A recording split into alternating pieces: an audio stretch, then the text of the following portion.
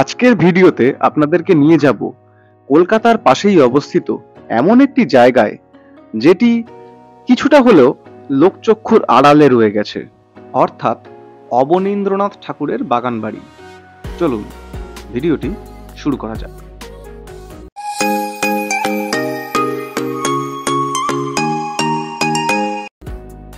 অবনীন্দ্রনাথ ঠাকুরের বাগান বাড়ি যেতে হলে শিয়ালদা বা দমদম থেকে ব্যান্ডেলগামী যে কোনো ট্রেনে করে কোন্নগর আসতে হবে এবং সেখান থেকে টোটো করে যেতে হবে, অথবা পানিহাটি থেকে স্টিমারে করে গঙ্গা পার করে কোন্নগরে এসে সেখান থেকে সামান্য হাঁটা পথেই হলো অবনীন্দ্রনাথ ঠাকুরের বাগান বাড়ি।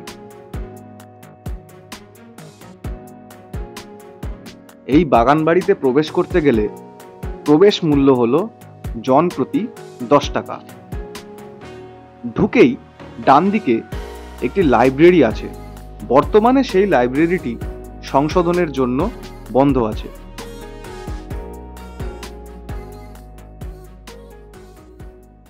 অবনীন্দ্রনাথ ঠাকুর হলেন মহর্ষি দেবেন্দ্রনাথ ঠাকুরের তৃতীয় ভ্রাতা, গিরীন্দ্রনাথ ঠাকুরের পৌত্র ও গুণেন্দ্রনাথ ঠাকুরের পুত্র।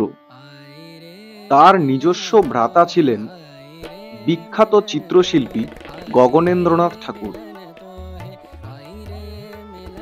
উনি তার শৈল্পিক জীবনে প্রায় 200 ছবি এঁকেছিলেন এবং তার মধ্যে বিখ্যাত ছবি হল শকুন্তলা, কৃষ্ণলীলা সিরিজ এবং ভারত মাতা।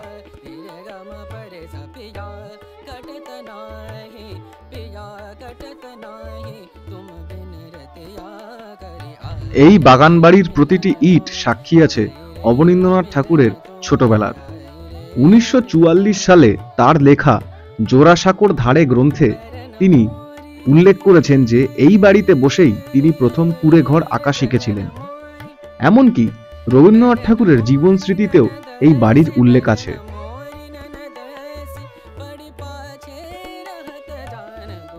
অবনীন্দ্রনাথ ঠাকুরের আঁকা চিত্রের অনুকরণে এখানে সেই গেরুয়া বসন পরিহিতা ভারত মাতা চিত্রটি অঙ্কিত আছে। 1870 সালে গুণেন্দ্রনাথ ঠাকুর এই বাড়িটি নির্মাণ করেন এবং উত্তরাধিকার সূত্রে অবনীন্দ্রনাথ ঠাকুর এই বাড়ির মালিক হন।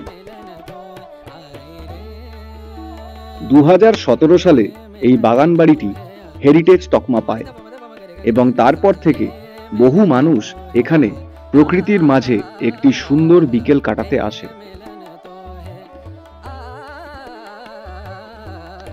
সপ্তাহের 7 দিনই এটি সকাল 10টা থেকে সন্ধ্যা 6টা পর্যন্ত সাধারণ মানুষদের জন্য খোলা থাকে।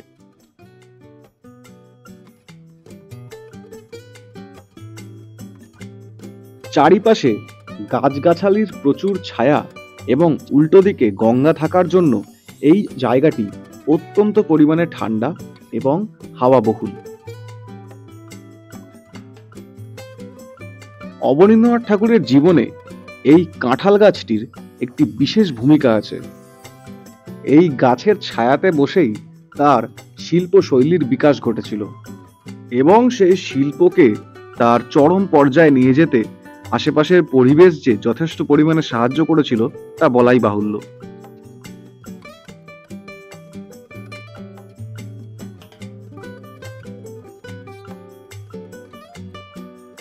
ভিডিওটি এখানেই শেষ করছি।